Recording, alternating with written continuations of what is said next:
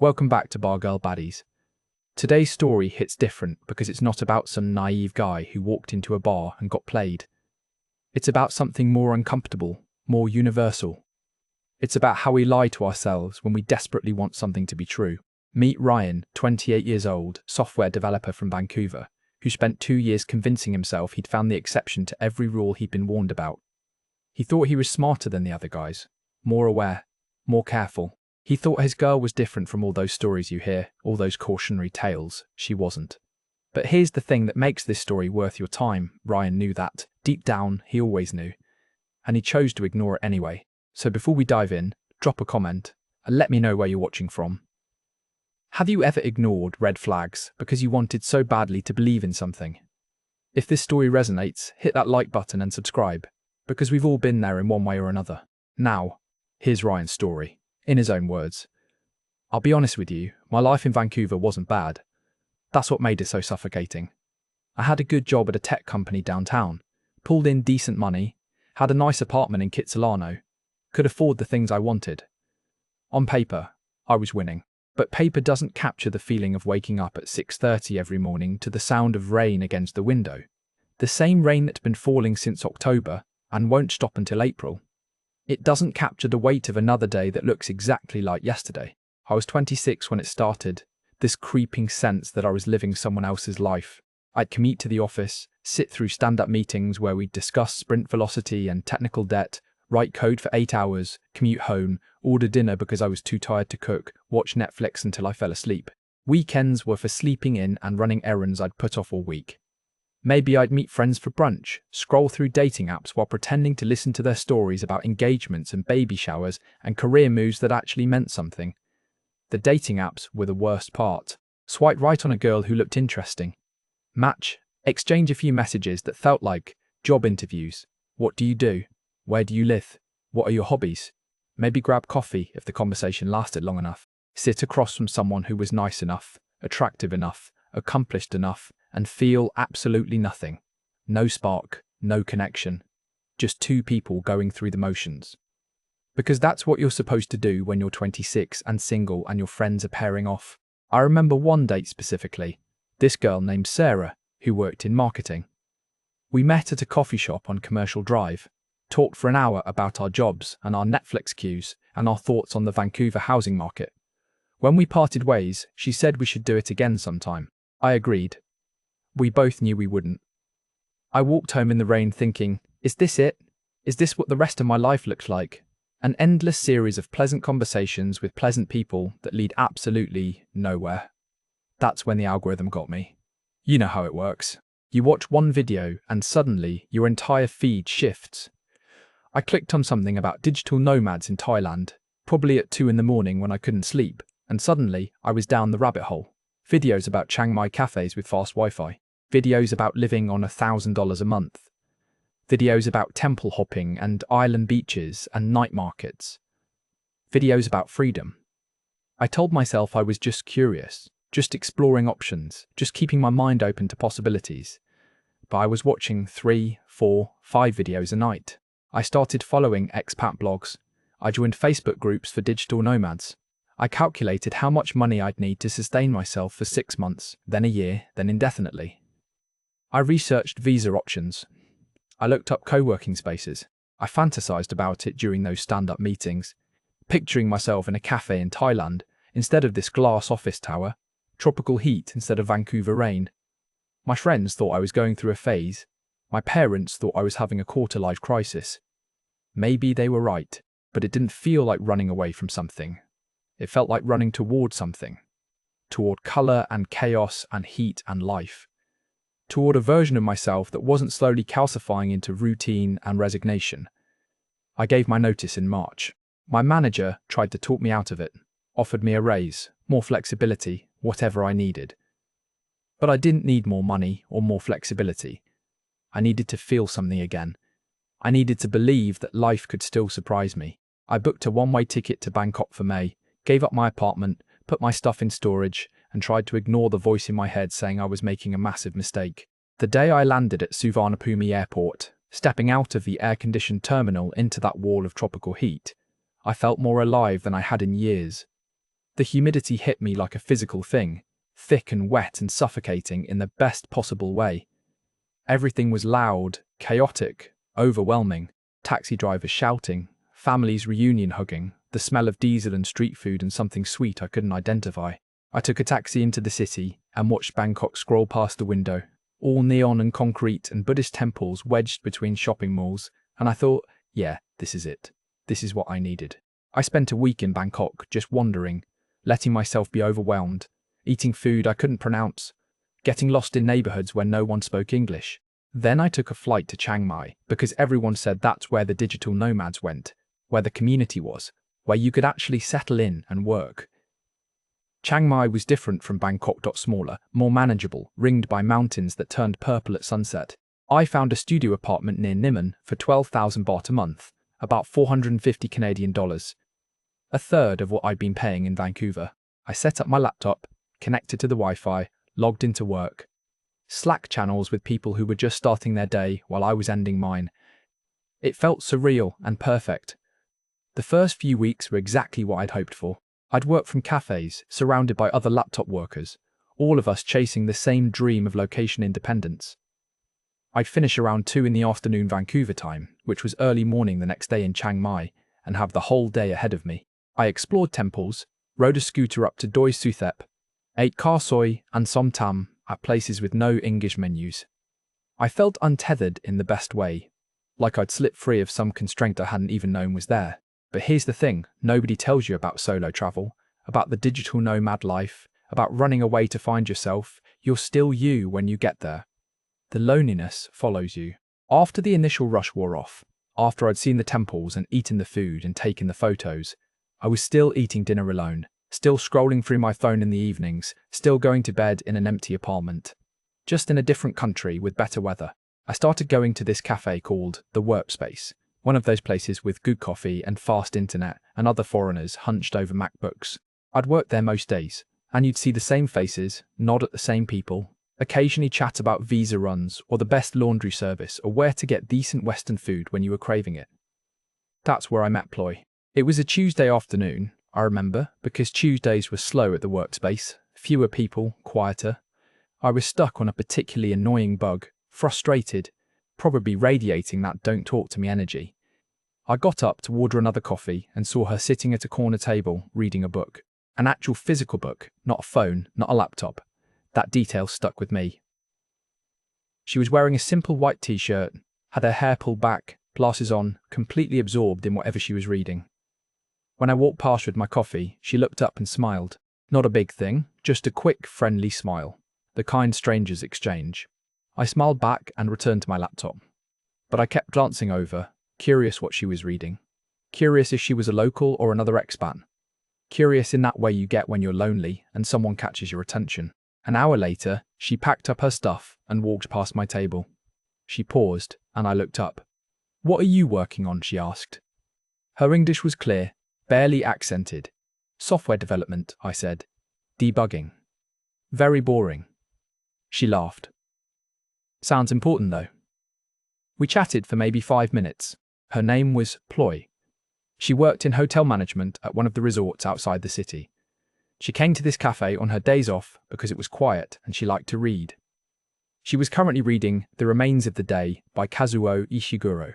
I'd read it years ago, loved it, and we spent another 10 minutes talking about the book, about that devastating, understated ending, about Ishiguro's other work. Then she said she had to go. "Nice meeting you. Maybe I'd see her around."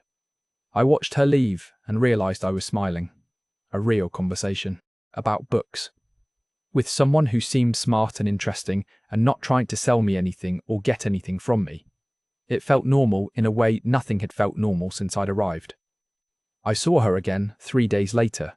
Same cafe, same corner table. This time, I was the one who approached her, asked what she was reading now, if she wanted to grab dinner sometime.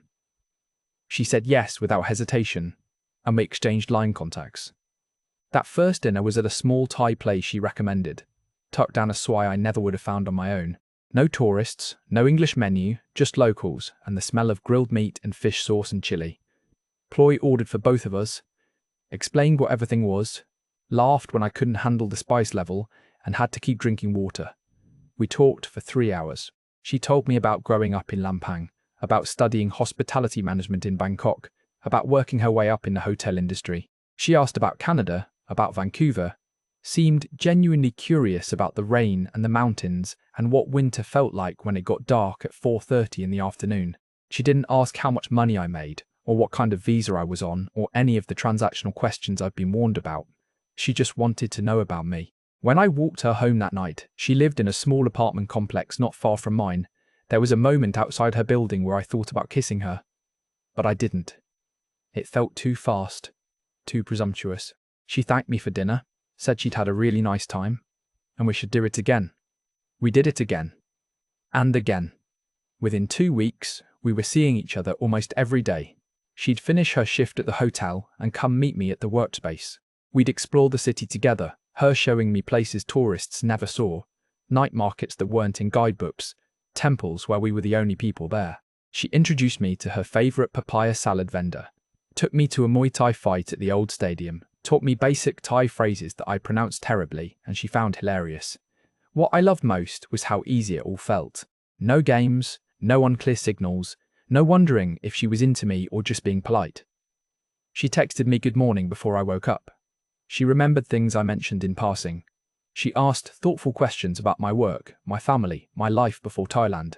She seemed genuinely interested in me as a person, not as a walking ATM or a ticket to somewhere else. I remember the first time she stayed over at my place. We'd been seeing each other for about a month. We'd gone to the Sunday walking street market, eaten our way through grilled skewers and mango sticky rice, wandered until our feet hurt. Back at my apartment, we sat on my tiny balcony drinking Leo beer, looking out at the lights of the city, and she leaned her head on my shoulder. It felt perfect. It felt real. That night, lying in bed next to her, listening to her breathe in the darkness, I felt something I hadn't felt in years. Hope. Connection. The sense that I'd made the right choice coming here, that everything had led to this moment. I started thinking maybe this was it. Maybe I'd found something real. Everyone talks about the bar girls, the scams, the girls who are working you from the moment you meet them. But Ploy wasn't like that. We'd met organically in a cafe, not in some red light district. She had a real job, spoke excellent English, had travelled to Singapore and Malaysia for work conferences. She was educated, ambitious, came from a good family. She checked all the boxes that proved she was different. I told myself I wasn't like those other guys, the middle-aged sex tourists, the lonely divorcees, the guys who came to Thailand looking to buy affection. I was young, fit, successful in my career. I had options. Ploy chose me because of who I was, not what I could provide. We were building something real together, something based on mutual respect and genuine connection. There were small things, looking back now, that should have made me pause. She was vague about her family, changed the subject when I asked too many questions about her parents or siblings. She never wanted to video call, said she looked terrible on camera, preferred texting. Her phone was always face down on the table, and she'd get tense if a notification came through while we were together. Once I asked to see photos from her university days, and she said she wasn't sentimental about the past, didn't keep old pictures, but I explained all of it away. Cultural differences. Personal preferences. Privacy boundaries. Everyone's entitled to keep parts of themselves private, right? I didn't want to be that controlling boyfriend, demanding access to her phone or interrogating her about her past. I wanted to be cool, trusting, secure. The truth is, I didn't want to look closer because I was afraid of what I might find. I'd finally found something that felt good, felt right, felt like hope. And I wasn't about to ruin it by being paranoid or suspicious, or letting other people's bad experiences poison something beautiful. Ploy was different. She had to be. Everything about how we met, how we connected, how naturally we fit together, proved she was the exception. And I was different too. I wasn't some mark, some target, some fool who couldn't see what was right in front of him. I was in love. And love, I told myself, was supposed to feel exactly like this. 3 months in, I extended my stay in Chiang Mai. Then I extended it again. What started as a 6-month adventure was turning into something more permanent, and I was okay with that. Better than okay. For the first time since leaving Vancouver, I felt like I was building a life rather than just passing through. Ploy and I moved in together in November. It made sense financially, she said. and emotionally it felt like the natural next step. We found a one-bedroom place near Nimmen, nothing fancy but bright and clean with a small balcony where we could sit in the evenings. 15,000 baht a month split between us. I paid it all but told myself that was fair since I made more, since she was helping with groceries and cooking and making the place feel like home. It felt domestic and real in a way my Vancouver life never had. I'd work my remote hours in the morning while she slept in, her shift at the hotel starting in the afternoons. She'd leave me coffee in the French press before she left, kiss my forehead while I was deep in code. I'd finish work around 2 or 3, hit the gym, grab groceries from Rimping, have dinner ready when she got home around 10. We'd eat together on the balcony, watch Netflix, fall asleep tangled together. On her days off, we'd ride the scooter up into the mountains, or take weekend trips to Pai or down to the islands. I was drinking more, but not in a way that felt concerning. Just the casual beer with lunch, because why not when it's 35 degrees and you're working from a cafe? Sundowners on the balcony became a ritual. Those big bottles of Chang or Singer, while we watched the sky turn pink and purple over the city. Nights out with other expats that stretched longer than they used to because there was always one more bar, one more round, one more story to hear. It was social drinking, fun drinking, the kind of drinking that felt like freedom rather than escape. The money was flowing easily too. I was still getting my Vancouver salary, but living on a fraction of the cost, so I had cash to burn. It felt good to be generous, to take care of Ploy, to buy her things just because. A new phone when hers cracked. Cute dresses she'd admire in shop windows. Nice dinners at the fancy places on Nimmenheimen Road where other foreigners took their girlfriends. Weekend trips where I'd cover everything, and she'd plan the itinerary. I liked being the provider. It made me feel important, necessary, like I was contributing something beyond just my presence. Back in Vancouver, the women I dated were all fiercely independent, made their own money, split checks down the middle, bristled at any suggestion they needed help with anything. It was admirable, but exhausting. With Ploy, I could be traditional, could be the man who takes care of his woman, and she appreciated it rather than resented it. The first time she mentioned her mother's medical bills, it was casual, barely a mention. We were lying in bed on a lazy Sunday morning, and she got a call from her sister. I only understood fragments of the Thai, but I could hear the stress in her voice. After she hung up, she was quiet for a while. "Everything okay?" I asked. She sighed. "My mother needs to go to hospital for some tests. Her diabetes is getting worse. It's expensive, but my sister and I will figure it out." "How expensive?" I said. She waved it off. "Don't worry about it. Maybe 20,000 baht, we'll manage." 20,000 baht was about 700 Canadian dollars. Nothing to me. A week's salary. But clearly a burden to her family. I pulled out my phone and transferred 30,000 to her account before she could protest. "Ryan, no, you don't have to do that." "I want to," I said. "Your mom needs help. Let me help." She cried a little, thanked me, said she'd pay me back. I told her not to be ridiculous, that this is what people do for each other, that I was happy to help her family. And I was. It felt good. Noble, even. Like I was making a real difference in people's lives, rather than just writing code for a corporation that didn't need my specific contribution. A month later, her brother needed help with university fees. 5,000 baht. I sent it without her asking, just told her to take care of her family. Then her cousin's motorbike broke down, and he needed it for work. 8,000 baht. Then her sister's rent was late because of an unexpected expense. 12,000 baht. Then her mother needed more medication. 15,000 baht. Each request was small, reasonable, presented with embarrassment and genuine gratitude. Ploy never demanded. She'd mention these situations, almost reluctantly, clearly uncomfortable asking for help, and I'd offer before she could get the words out. It made me feel generous and secure and needed. This is what relationships look like here, I told myself. This is cultural difference. Family is everything in Thai culture, and if I loved Ploy, I loved her family too. Supporting them was supporting her. My friends back in Vancouver were fading into the background. Their messages came less frequently and I responded even less. Time zones made it hard to coordinate calls, and when we did connect, I found I had less and less to say. Their lives felt small and predictable from where I was standing.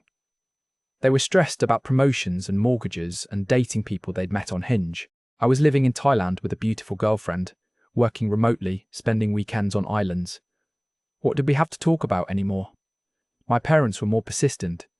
My mom would call every Sunday, Vancouver time, which was Monday morning for me. She'd ask how I was doing when I was coming home to visit, if I was being careful, if I was making good decisions. I'd assure her everything was fine, better than fine, that I was happy for the first time in years.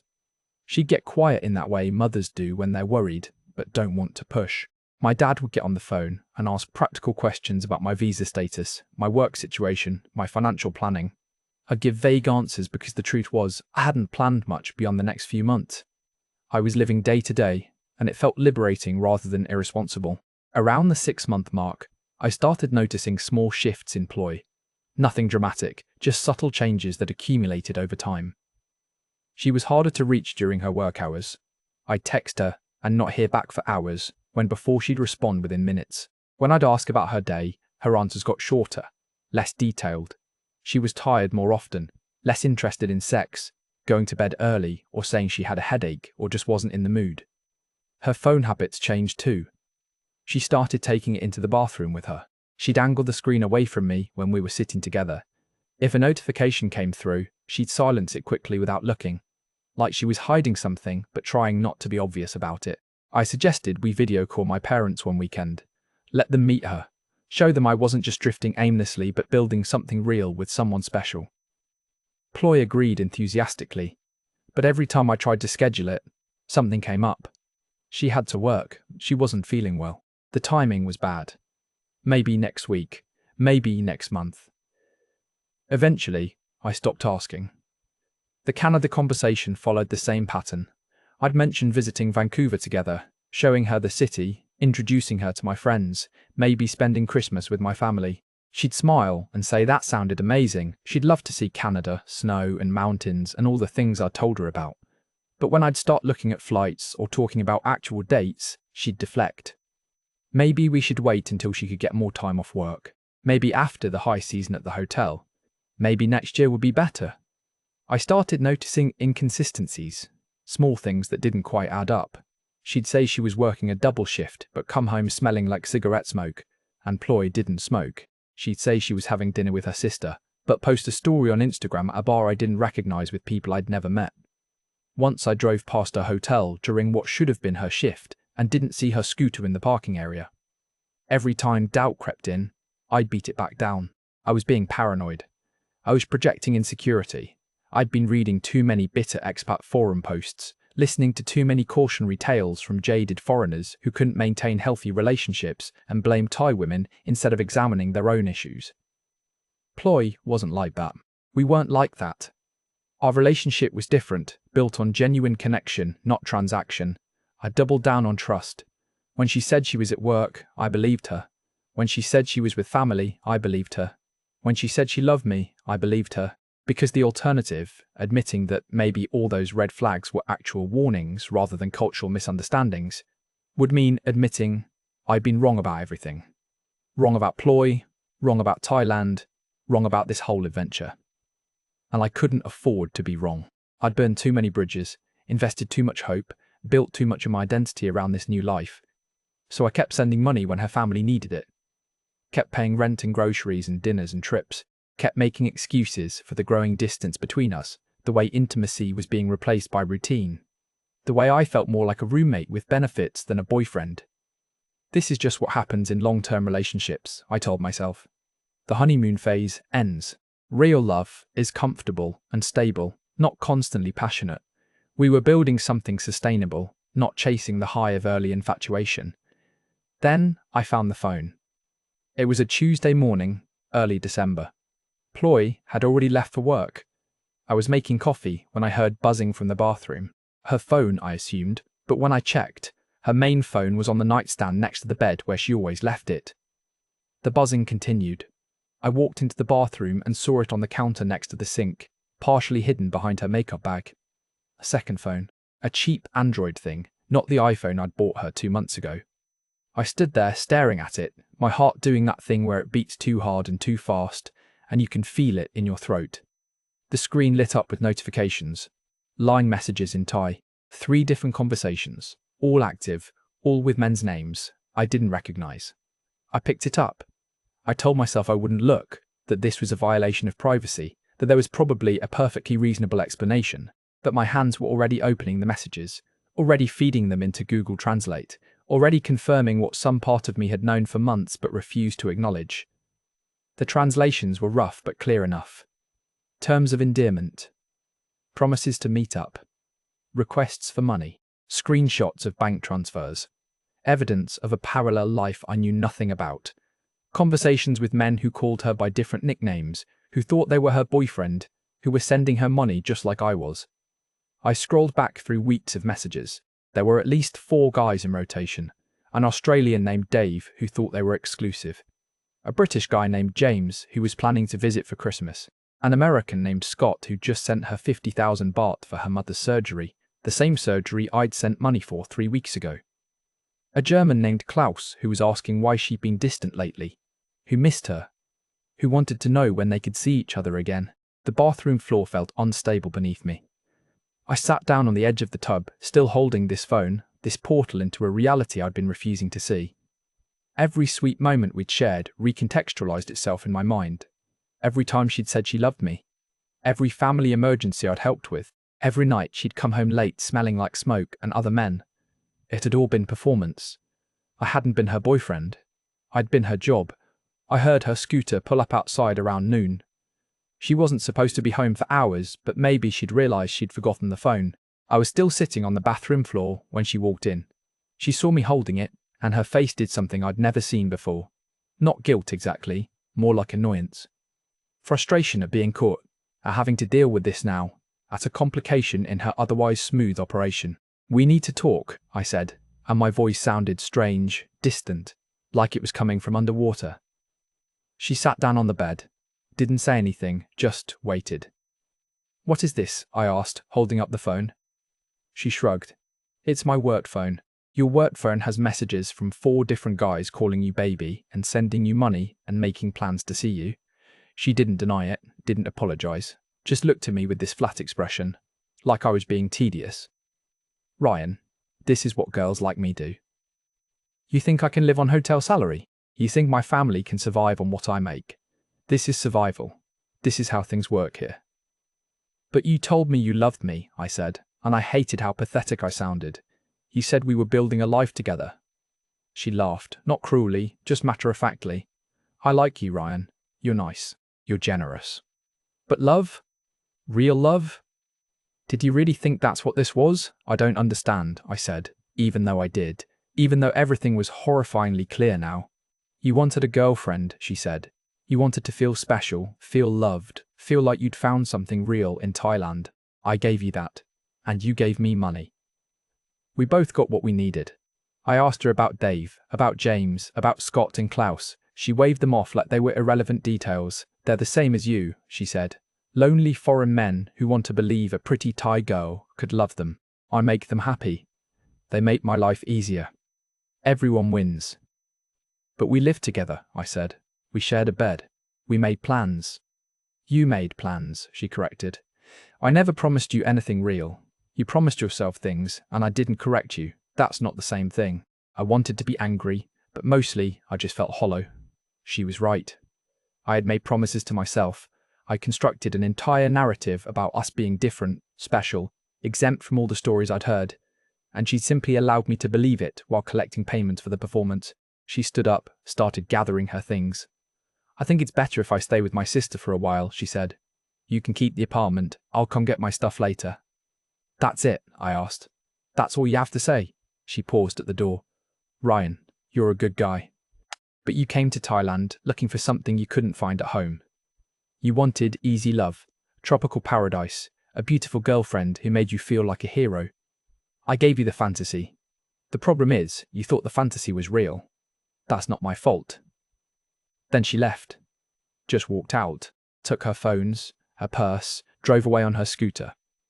I sat in our apartment, the apartment I'd been paying for, surrounded by furniture we'd picked out together, photos on the wall of trips we'd taken, and realized I didn't know what was real anymore. Had any of it been real? The conversations about books, the lazy Sunday mornings, the way she'd rest her head on my shoulder? Or had it all been scripted, performance art designed to extract maximum payment for minimum effort? I looked through the second phone for hours, torturing myself with details. Found photos of her with other men, some I recognized from dating apps I'd seen screenshots of in expat forums, guys posting about their Thai girlfriends, probably all believing they were the only one just like I had. Found bank statements showing transfers from multiple sources, amounts that added up to more than I made in a month. Found evidence of a whole life I'd never been part of, parties and clubs and friends I'd never met. The worst part wasn't the betrayal. It was the realization that I'd betrayed myself. Every red flag I'd ignored, every inconsistency I'd explained away, every moment of doubt I'd suppressed, because admitting the truth would mean admitting I was just another Mark, another lonely foreigner who thought he was special. I wasn't different from those other guys, and Ploy wasn't different from those other girls. We were playing our assigned roles in a transaction as old as tourism itself, and the only thing that made my story unique was how thoroughly I'd lied to myself about what it really was.